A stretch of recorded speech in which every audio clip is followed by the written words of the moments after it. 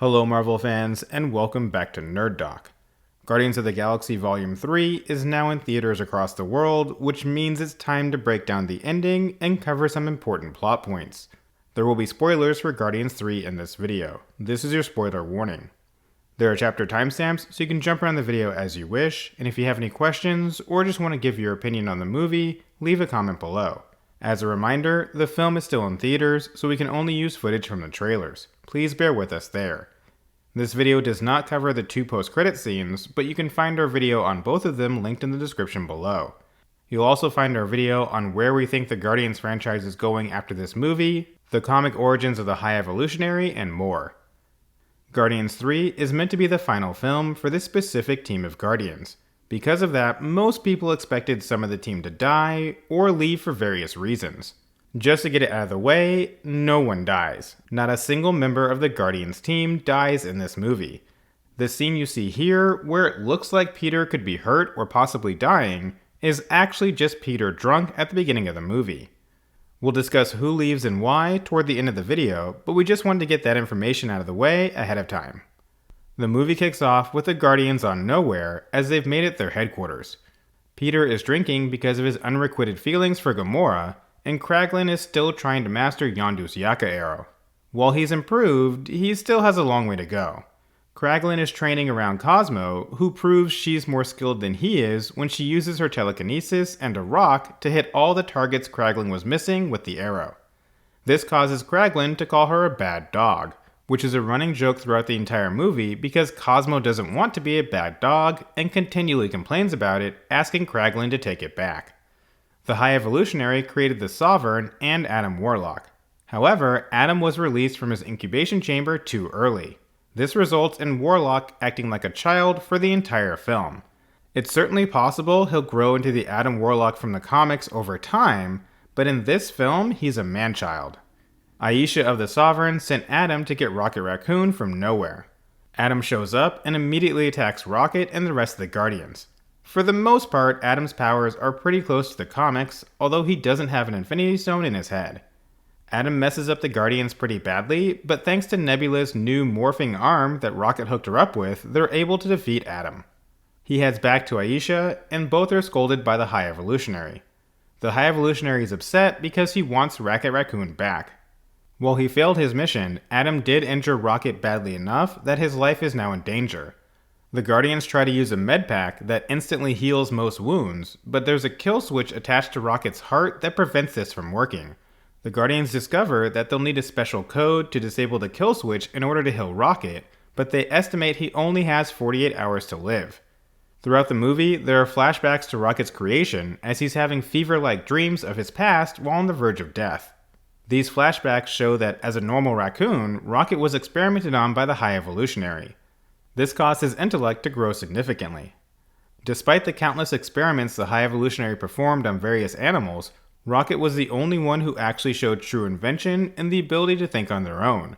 At best, the others were able to learn through memorization, but nothing more. Rocket actually solves the High Evolutionary's main problem he's having with the MCU equivalent of his Animan. High Evolutionary could quickly evolve the animals and give them basic intelligence, but they would immediately show signs of extreme violence. Rocket realized what was going wrong and solved this problem, showing that he could think on his own beyond simple memorization skills. Rocket is the only specimen who showed this ability, which is why the High Evolutionary wants him back now that he's discovered Rocket is alive thanks to information from the Sovereign.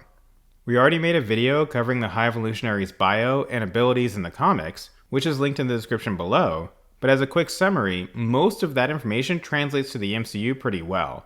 The High Evolutionary wants to create the perfect civilization and makes a copy of Earth that he calls Counter-Earth, where all of his Animen live. However, he's destroyed Counter-Earth a number of times in an effort to create the perfect Earth, but has yet to get there because the Animen always turn bad in some way, such as selling drugs. In an effort to save Rocket, the Guardians join forces with the Ravagers, led by Gamora, and go to the Orgoscope, which is the home of Eret Labs, the High Evolutionary's company.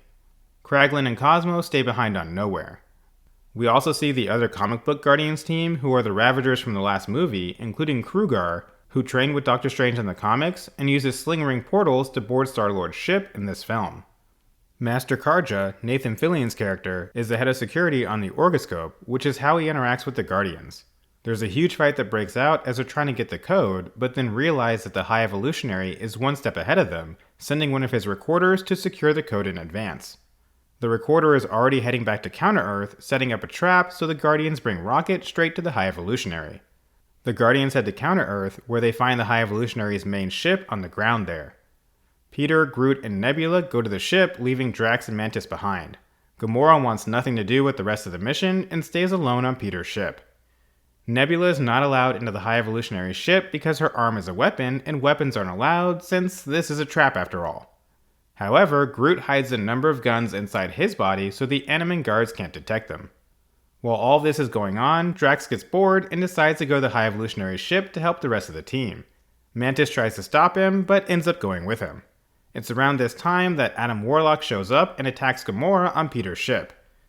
Adam wants to give Rocket to the High Evolutionary himself so that the Sovereigns seem useful to him and aren't destroyed.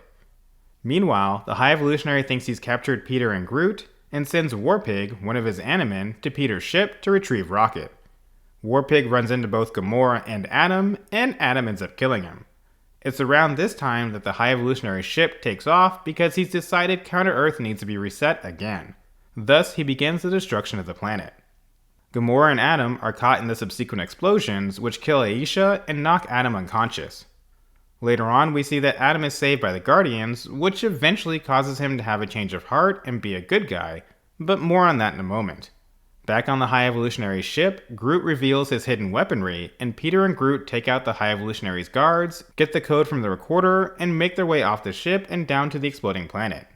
Gamora flies Peter's ship over to them, and everyone is seemingly saved, except that Nebula, Drax, and Mantis boarded the High Evolutionary ship thinking they needed to save Peter and Groot, while Peter thought they all died on the exploding planet. Peter inputs the code and saves Rocket, then they realize the rest of the team is still alive on the High Evolutionary ship.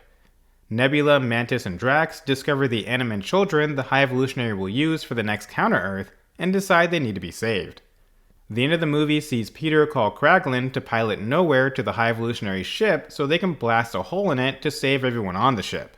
This also starts a chain reaction of explosions aboard the ship. Which, by the way, we also see Howard the Duck playing cards on Nowhere, so he's still around. They're able to save all the Animan children thanks to Cosmo using her powers to keep an airtight seal between the ship and Nowhere. However, Rocket decides he also needs to save the animals that the High Evolutionary has yet to experiment on. In the flashbacks, when Rocket learns that he and his close friends would not be moving on to the good life on Counter-Earth because they were basically considered failed experiments at the time, he breaks out of his cage with his friends.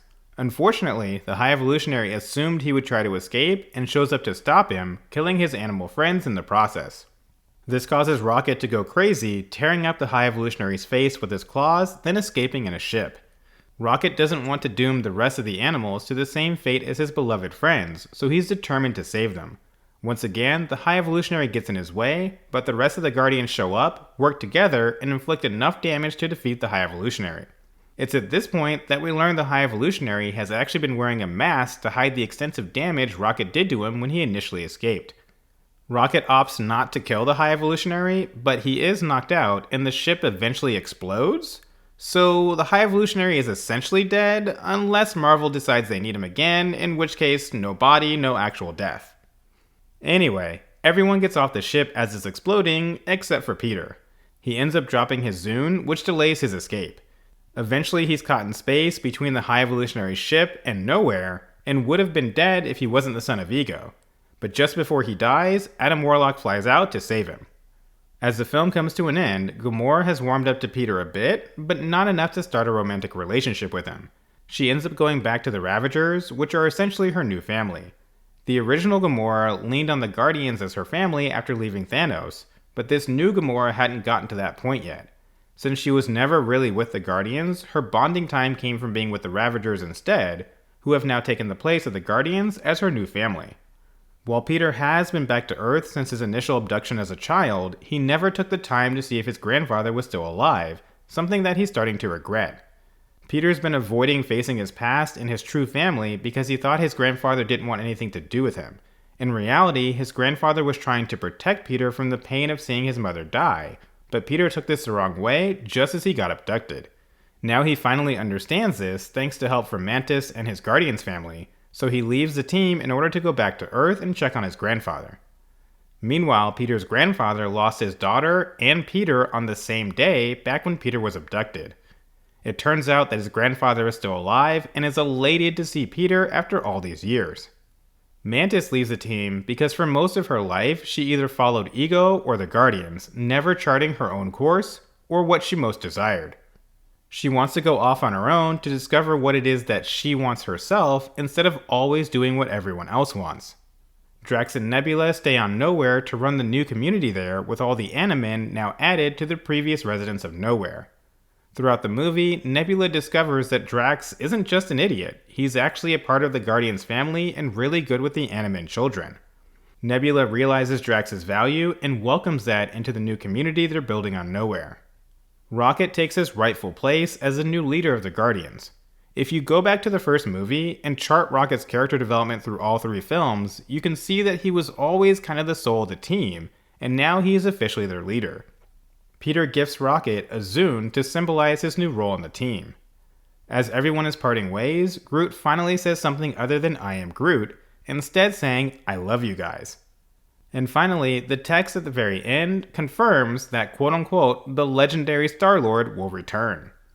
The new Guardians of the Galaxy team is revealed in the mid-credit scene, and we discussed this further in our post-credit scene video linked below, but the new team is Rocket, Groot, Kraglin, Adam Warlock, Cosmo, and Phyla-Vell, who was one of the near-perfect specimen Animen children the Guardians saved from the High Evolutionary ship.